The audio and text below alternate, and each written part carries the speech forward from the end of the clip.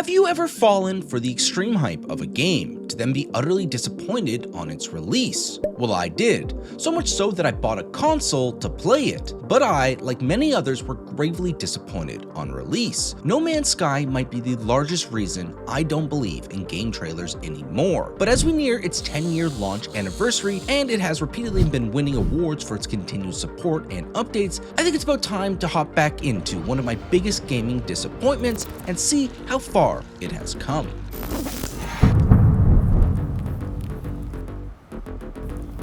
I've sunk 30 hours in so far, and this is not the same game, but I think to fully set the stage for my return to this game, we need to roll back the clock to before its release and see how the hype built up. On December 7th, 2013, Hello Games revealed the trailer for their upcoming project No Man's Sky at VGX. The main thing that was highlighted was the procedural generation of this world with a very stylized spacefaring aesthetic to it. The key word is procedural. See, around this time, another procedurally generated game was taking over like no other game had before, Minecraft. The genius of No Man's Sky was, what if we could take that sim survival in procedural world to an infinite galaxy and hold a science fiction aesthetic? It was the perfect pitch at essentially the perfect time, building off the explosive reach that Minecraft was having globally. And at E3 2014, they dropped their most famous trailer yet, one that would prove to be a double-edged blade, because it was both too good to be true and literally too good to be true. This is where I sunk my eyes upon the game for the first time, and my god, I was in love. It checked all the boxes I wanted in a game: exploration, survival, and maybe even some galactic commerce mixed with some narrative. I just wanted to hop in and explore these rich, ever different worlds for myself. See, it was pitched as a play your own adventure in this infinite world with rich ecosystems and different alien races, using advanced tech to explore and thrive in, however you may choose. And I definitely wasn't the only person hyped up about this, because in December of 2015 at the Game Awards, it was nominated for Most Anticipated Game over Horizon Zero Dawn and Uncharted 4. My hype reached such a fever high in 2016 that I, as a non-PC gamer at this point, was forced to go out and buy a PS4 literally in prep to play this game. See, at this point in my life, sad to say, I was a die-hard Xbox fanboy, so this was my very first PlayStation product, and the game to make me cross the aisle was No Man's Sky. So with about 2 years of building hype and a few hundreds of dollars down the drain to be able to play it, would No Man's Sky live up to the hype?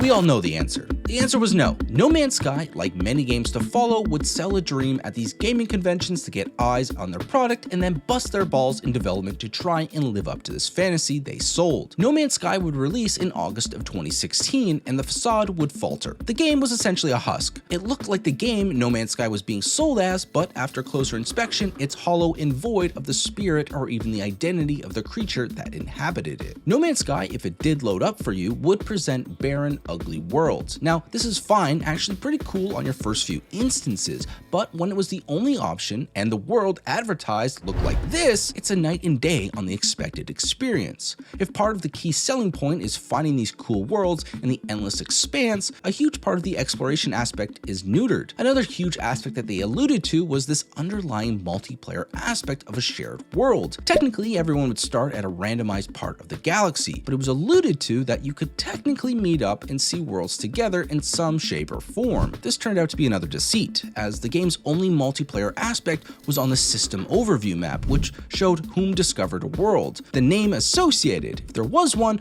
was the totality of the multiplayer. So the question at this point, why would I want to play this game? I ended up just doing the main story and basically quitting the game in despair. My hype was spent, and like many others, I was left deceived and angry with Hello Games and Sean Murray for what would be my biggest letdown in gaming history. This led to a huge refund wave and review bombing, which has become the norm now for overhyped games lying about their products. The most shocking thing looking back on this was that Sean Murray and Hello Games stayed with the vision they had and didn't seem to sync with the ship. And supposedly, they have unsunk that ship. Bad metaphor, but let's get to the current No Man's Sky. Where is the game now versus nearly 10 years ago? How are they still financially afloat? And is this truly the best ongoing supported game, as the internet has said many years running?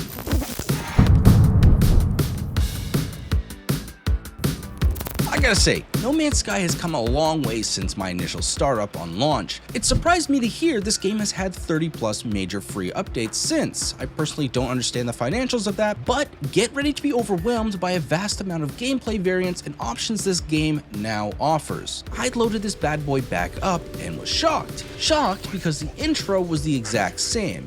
And why would it be different? I didn't have a problem with its intro 10 years ago. Why change it? But nonetheless, I was thrown back through a galaxy of stars to mysteriously spawn in a hazardous world with alarms ringing and impending death looming. But something had changed. Though to many this may seem small, but to me it was a sign. There was elevation. You see, if my memory stands correct, all the original planets on release were flat with soft rolling hills, which added to the feeling of the same experience every time. But on my new spawn, there were large hills and deep ravines. As I said, good sign, but we're not in the game is saved territory because of death of a spawn world. As I left the atmosphere of that planet and explored another in the initial questing, I came across a butte, a planet with interesting hue changes to a tropical paradise. There were many to come with the same sort of shock eliciting experience, but this one would be my home. I wasn't going to go ham on base building just yet, but I will note the basic experience thus far was enticing, but without research and resources, I would be hampered. So my next project was to get a bearing to the space station. This is where I noted an interesting tweak. These stations have gotten facelifts, and it seems like there's a lot more terminals and interactables than I remember. Previously, I believe there were like one vendor and a machine terminal for galactic trade, and a stupid amount of aliens to chat with. Now, there's a plethora of different vendors, guilds, and ship stuff. Not to mention, my favorite activity is still a thing. Learning one word of a language at a time. I don't know what it is about this, but it scratches some itch in the back of my head to slowly learn one of 3 languages. Yes, let me learn the word the. Thank you. Next. This may just be a me thing, but I fuck with this still. There's vendors for each part of the tech advancements, which are overwhelming at first, but super cool when you understand what you're looking for when you enter each new system. There are also different prominent guilds, and as you progress with them, you get more and more options for materials that could prove super beneficial. Leveling up primarily, besides donations, comes from the quest vendor that provides various quests system to system. Some are super easy, like hunting, while others require going to new space systems to explore or retrieve something. There's also a map vendor that can sell you maps for certain things you may want to focus on. I was lost initially with this, but I eventually took up my first profession, ship scrapper. By no means do I know the best tips for making credits and other valuable resources, but this seems like an early cash cow and was where I was gonna pitch my wagon. I basically would get emergency signal maps and use them until I got a distress signal found. It seems more than one instance of a certain type can't pop up at once, and when it warns you that there's another of a certain type, you can just fly your ship a few miles and it'll retry locating a beacon. I found if I had all these other options already up, I would always get a distress signal, and this seemed to present one of 2 options: a ship with some issues and a pilot requesting some help, or a wrecked ship that was abandoned. I, as the galactic ship scrapper, wanted the latter, because with just a few common materials, I could easily patch these ships to be fly ready, and I would take them back to the space terminal and salvage all their precious metals. I built a small empire using this tactic, but eventually every big salvager meets his end. I needed to meet other girls, so I started spreading my seed across the galaxy, and by that I mean I started hopping system to system, going to space stations and learning all their precious words. Then the most unbelievable thing happened. I jumped to a new system and this giant cargo freighter was under attack by pirates, and as an ex-salvager who had to deal with these pirates as I escaped planets with only launch thrusters and an engine, I felt pity. So I slew these mongrels, and I was presented with the most insane proposition from the friendlies that I just saved. They gave me their whole damn ship. Now, this seems like a crazy trade for saving a ship that already had some form of defense from 4 or so pirates, but as they say in San Diego, a free freighter is a free freighter. So now, I was in the freighter business. The main issue was I didn't know what the freighter business was. Turns out it's a little like that experience I had in one of those older Assassin's Creed games where you send a ship to do a task and wait real-world hours to get the boon when it returns. The issue was, in No Man's Sky, I needed more frigates, which were the ships that did these tasks, and to get more, I had to find other crews' frigates and basically shower them with cashola to come work for me instead. The issue was, this was expensive, so before I became a freight master, Papa needed a side job to finance his new Lego addiction. I left salvaging ships behind, but I came across a new boon. Some planets will have a listed resource on them titled as salvageable scrap. This basically made my slow process of ship stealing, ship salvaging, much smoother and more profitable, as these planets would have copious amounts of scrap around them. All I needed was a ship to move me to an area with a stupid amount of them clustered, then I would pick up all the ship pieces and sell them for millions of credits when all my inventories were full. Eventually, I had a pretty penny and built up quite a decent amount of frigates in my arsenal. So I started what any man with a newly acquired millions would do: look to spend it on a vehicle that loses all value when I leave the lot with it. See, there was one ship I was looking for. It was sleek and clean and I had only seen it once, but it was like 22 million when at the time I was just shy of 4. I wanted this S-class ship. I was a big dog now. I needed to waste my money on luxury. So I began system hopping, going to each space station and hoping it would arrive while I talked to every citizen to learn their language, one word at a time. Now, I should probably relay something to you. I am a hater. To me, there's a hierarchy of beings that I like talking to in this game. At the tippy top are the Korvax. They give me extra Solarian vibes from the Sun Eater series, so I see them as one stage off from man. Then there's the Gek. These are like the Ewoks of No Man's Sky. They are small and cutish, but are also potentially brain dead. Then at the goddamn bottom are the Viking. These orc-like beings like being spit on and want to fight, and they don't respect my status as freighter lord, so I hate them. I bring this up because I jumped to a new galaxy for a quest and I got an SOS call from a planet. Now, they were requesting help, but the main issue at play currently is because I despise the Viking, I steer away from their dominant systems, so there's a large divide in my language efficiency with them. So I'm getting a call from this planet and I have no idea what is going on. I get a location ping and I arrive at a settlement under attack by sentinels, flying droids. I take them out and I'm ushered to this middle pillar in the town and it asks me if I want to be mayor. Now, I don't know about you, but at this point I'm overwhelmed. I'm a freighter lord on the come up, seeking a financially irresponsible ship, now being offered lordship over a town of beings I despise. I had to say yes. The craziest part though was the town was in debt millions, so this was a horrendous turn of events. I had to turn a profit. They had me plotting developments, making town council decisions, and settling disagreements. I came to a blockade though. Upgrades on buildings that would make the town profitable were locked behind resources I had never heard of. So back to the starts I went.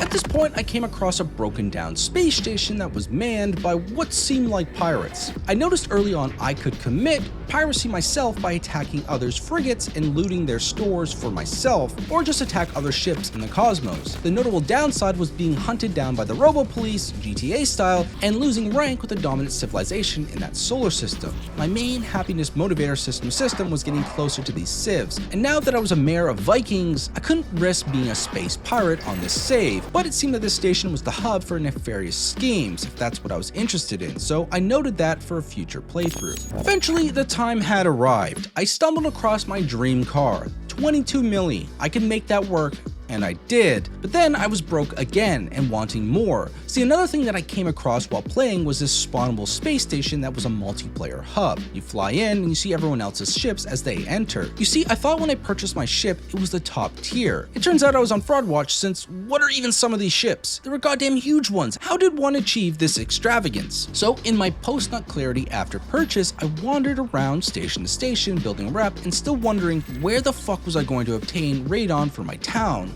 when I noticed something. As I said previously, space stations had a huge facelift, and there is a stupid amount of new kiosks, one of which that I had never interacted with stunned me for a few moments. I could build a ship, not just the regular ships, customizing what I was familiar with, but actually giant ship, akin to what seemed like the only good part of Starfield, the shipbuilding. And it turns out it utilizes pieces harvested in my moneymaker, planets of salvageable scrap. So I went and did that, and eventually I had boatloads of resources and credits, and the shipbuilding commenced. I know this isn't the Mona Lisa of ships, but it was my first go at it, and I will hone my skills, but I made my dinky ship that I could walk around in, and I was proud. At this point, I was fully hooked to No Man's Sky, and as I do, I pushed it on anyone whom listened. I got a friend to join and flew around with them, which was buggy at first, but it worked out and provided a lot more things to do, notably with something promised day one, but was now fully executable and functioning.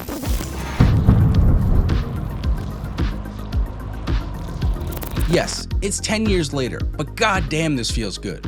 I'm roughly 30 hours into the save file now, and I know I'm still missing out on so much. Fully developing my own base, building my town up, finishing the main story again, and my one friend has hyped up this expedition thing that you can do for seasonal rewards. Stuff I will definitely continue to check out and follow. But 10 years later, I must say, this is the game I was looking for all those years back, and all the hype that was amassed would eventually be fully realized. I know this is 10 years post-launch, but the fact that they've stuck with it and continued to develop the technology and game to fully come into what it was meant to be is so cool to see. From a financial perspective, how are they able to keep this afloat and thriving? How does a studio keep feeding a game like this for nearly a decade without charging for expansions? The boring answer is also the real one. No Man's Sky still sells. Every big update acts like a soft relaunch, pulling old players back and convincing new ones to finally buy in. Add new platform releases over the years and the occasional subscription deal, and suddenly you've got a long tail machine instead of a dead box product. And because Hello Games isn't some bloated mega studio with 1,000 mouths to feed,